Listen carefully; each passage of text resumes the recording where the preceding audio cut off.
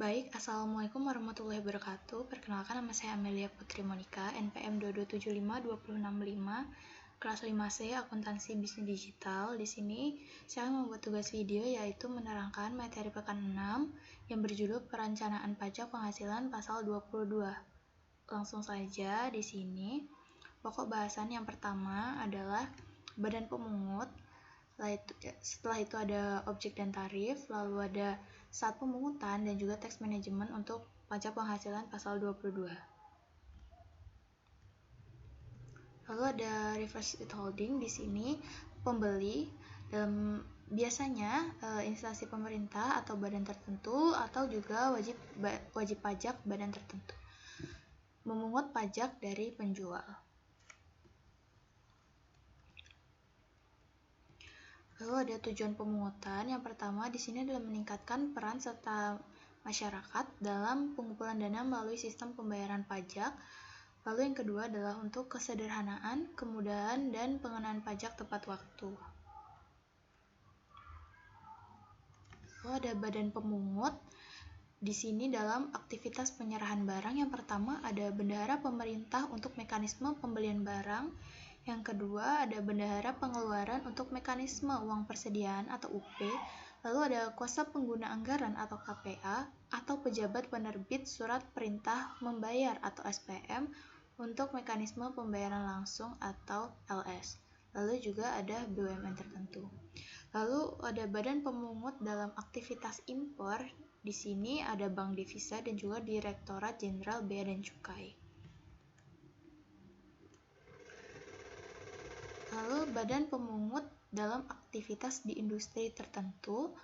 Yang pertama ada badan usaha yang ditunjuk kepala KPP untuk penjualan hasil produksi dalam negeri di industri semen, kertas, baja, dan juga otomotif. Lalu ada produsen atau importer BBM, BBG, dan pelumas untuk penjualan komoditas tersebut. Juga ada industri atau eksportir yang ditunjuk kepala KPP untuk pembelian bahan keperluan di sektor kehutanan, perkebunan, pertanian, peternakan, dan perikanan. Lalu ada BUMN pemungut. Di sini dalam contohnya di perseroan perbankan, di sini ada Pertamina, PLN, PGN, Telkom, Garuda Indonesia, Pembangunan Perumahan, lalu Wijaya Karya, Adikarya, Hutama Karya, Krakatau Steel dan lainnya. Lalu di sini yang perbankan adalah seluruh bank BUMN. Lalu untuk objek dan tarif dasar hukumnya, yang pertama adalah PMK nomor 34 PMK 010 tahun 2017 tentang pemungutan pajak penghasilan pasal 22 sehubungan dengan pembayaran atas penyerahan barang dan kegiatan di bidang impor atau kegiatan usaha di bidang lain. Lalu ada PMK nomor 110 PMK 010 tahun 2018 tentang perubahan atas peraturan Menteri Keuangan nomor 34 PMK 010 tahun 2017 tentang pemungutan pajak penghasilan pasal 22 sehubungan dengan pembayaran atas penyerahan barang dan kegiatan di bidang impor atau kegiatan usaha di bidang lain. Lalu ada PMK nomor 199 PMK 010 tahun 2018 tentang ketentuan kepabeanan, cukai, dan pajak atas impor barang kiriman. Lalu di sini ada objek. Objeknya yang pertama adalah aktivitas pembayaran atas penyerahan barang bagi institusi pemerintah atau BUMN tertentu. Lalu yang kedua ada aktivitas impor barang. Yang ketiga ada aktivitas penjualan atau pembelian barang di industri tertentu dan juga ada aktivitas penjualan barang sangat mewah.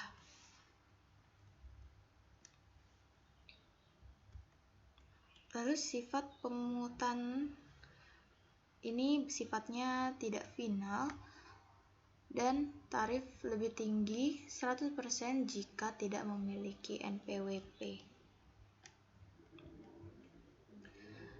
Lalu tarif pada aktivitas penyerahan barang itu sebesar 1,5% dari harga pembelian. Lalu untuk tarif dari aktivitas impor sendiri, yang pertama di sini ada 2,5% dari nilai impor bagi pengguna angka pengenal impor. Jadi untuk nilai impor bagi pengguna yang punya API itu tarifnya sebesar 2,5%. Lalu ada tarif sebesar 0,5% bagi pengguna API untuk impor kedelai, khusus kedelai, gandum, dan juga tepung terigu. Lalu ada tarif 7,5% dari nilai impor bagi non pengguna API. Ada 7,5% dari harga jual lelang untuk barang yang tidak dikuasai. Lalu yang terakhir ada nilai impor ini sama dengan shift ditambah bea masuk dan pungutan lain. Lalu ada tarif pada aktivitas di industri tertentu. Ini untuk penjualan hasil produksi dalam negeri. Yang pertama ada tarif sebesar 0,1% dari DPP PPN di industri kertas, lalu ada 0,25% dari DPP PPN di industri semen, 0,45% dari DPP PPN di industri otomotif, lalu 0,3% dari DPP PPN di industri baja, dan 0,3% dari DPP PPN atas obat-obatan di industri farmasi. Lalu ada tarif dari aktivitas di industri tertentu. Dalam hal ini adalah penjualan BBM, BBG, dan pelumas. Untuk yang pertama yaitu ada 0,25% dari harga jual BBM untuk penjualan ke SPBU Pertamina. Lalu ada 0,3% dari harga jual BBM untuk penjualan ke SPBU non Pertamina atau pihak lain. Lalu ada 0,3% dari harga jual minyak tanah.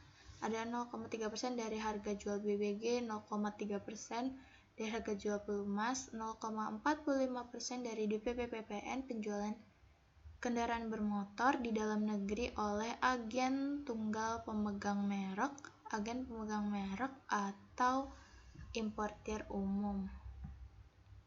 Dan yang terakhir ada 0,25% dari harga beli untuk pembelian di industri kehutanan, perkebunan, pertanian, peternakan, dan perikanan. Lalu untuk tarif untuk barang yang sangat mewah itu ada 5% dari harga jual dan belum termasuk PPN dan PPNBM. Lalu ada objek dikecualikan dari pemungutan. Yang pertama, ada impor barang dan atau penyerahan barang yang berdasarkan ketentuan peraturan perundang-undangan tidak terutang PPh. Lalu, ada impor barang yang dibebaskan dari pungutan bea masuk dan atau PPN. Lalu ada impor sementara jika pada waktu impornya nyata-nyata dimaksudkan untuk diekspor kembali. Lalu ada impor kembali yang meliputi barang-barang yang diimpor kembali dalam kualitas yang sama atau barang yang telah diekspor untuk perbaikan, pengerjaan, dan pengujian memenuhi syarat yang ditentukan Dirjen Bea dan Cukai. Lalu selanjutnya ada pembayaran atas pengadaan barang bagi institusi pemerintah jika berjumlah maksimal 2 juta rupiah atau bagi BUMN maksimal 10 juta rupiah dan tidak merupakan pembayaran terpecah-pecah atau jika ditujukan untuk pembelian BBM, listrik, BBG, pelumas, air minum, PDAM, dan benda pos. Lalu selanjutnya ada pembayaran untuk pembelian gabah dan atau beras oleh Perum Bulog. Lalu ada emas batangan yang akan diproses untuk menghasilkan barang perhiasan dari emas yang ditujukan untuk ekspor. Lalu ada pembayaran untuk pembelian barang sehubungan dengan penggunaan dana BOS. Lalu ada pengecualian pajak penghasilan pasal 22. Nih, memerlukan bukti berupa surat keterangan bebas PPh 22 yang diterbitkan oleh Dirjen Pajak untuk impor barang dan atau penyerahan barang yang tidak terutang PPh. Lalu ada emas batangan yang diproses untuk menghasilkan perhiasan untuk diimpor. Lalu ada pelaksanaan pengecualian dari pemungutan PPh 22 atas impor barang yang dibebaskan dari pungutan bea masuk dan atau PPN serta impor sementara dilakukan oleh Dirjen Bea dan Cukai dan tata cara yang diatur oleh Dirjen Bea dan Cukai dan atau Dirjen Pajak. Pengecualian atas hal lain tidak memerlukan surat keterangan bebas.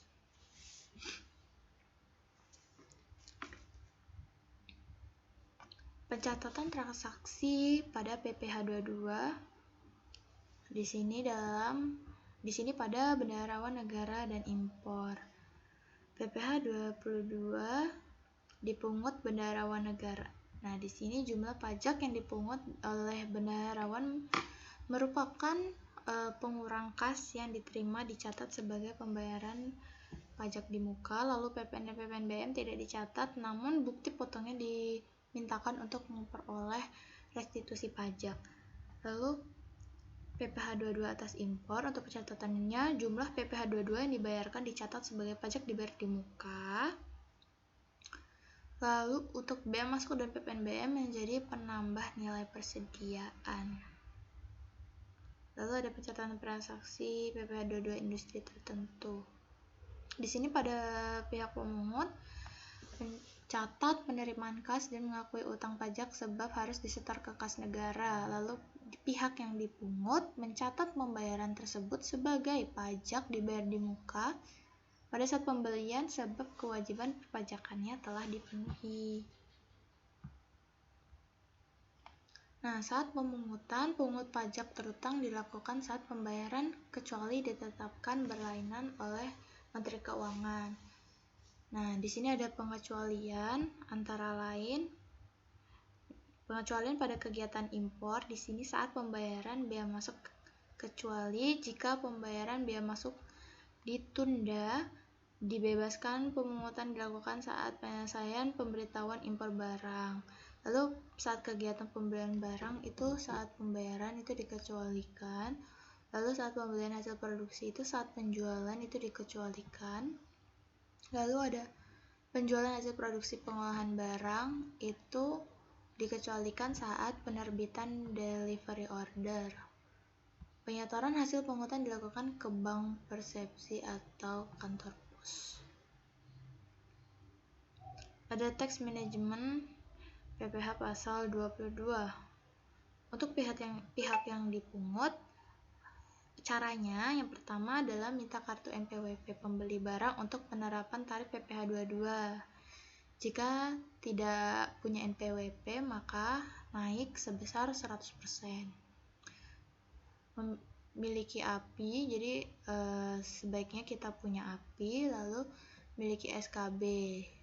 Tujuannya untuk perusahaan yang sering melakukan impor. Biasanya punya SKB ini untuk perusahaan yang sering melakukan impor.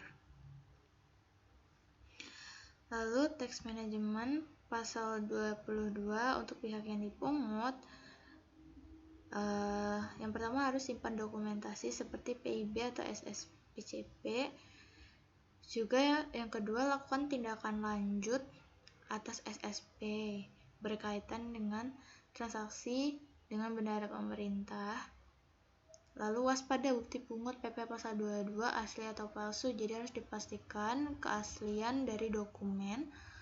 Lalu lakukan tax revenue dan tax rekonsiliasi. Nah, untuk pihak pemungut, pastikan perusahaan rekan bersedia untuk dipungut PPh pasal 22-nya.